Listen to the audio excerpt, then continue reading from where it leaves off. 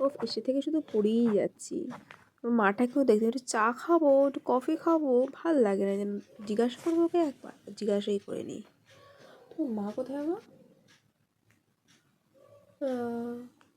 হ্যাঁ হ্যাঁ, এখন তো বাজারে ঘুরবে চা করার ভয়। আমি পড়া বোঝাতে পারবো না, আমি পড়া বোঝাতে পারবো না। কত পড়া বোঝাতে, একটা পড়া মাথায় কি রয়েছে, অত পড়া বোঝাতে পারবো না।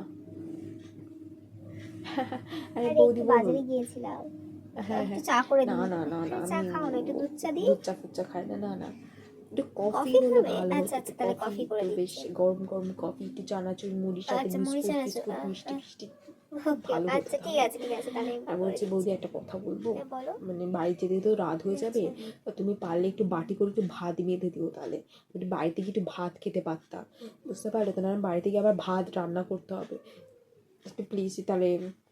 অসুবিধা থাকলে দিতে হবে না। আরে না না, অসুবিধা নেই, অবশ্যই অবশ্যই, না আমি করে দিচ্ছি। আরে কোনটা বুঝতে পারছো না? আমি আছি, সারা রাত পড়াবো তোমাকে আমি। বলো এইটা এইরকম হবে। এখন 100 বার বুঝে গেছি বললে হবে না, না আমি তাও বোঝাবো, আমি বোঝাবো তোমাকে। শোনা ছেলে, দেখো বুঝেছো? হ্যাঁ, না বুঝলে আমাকে আবার বলবি, কিন্তু আমি আবার বোঝাবো।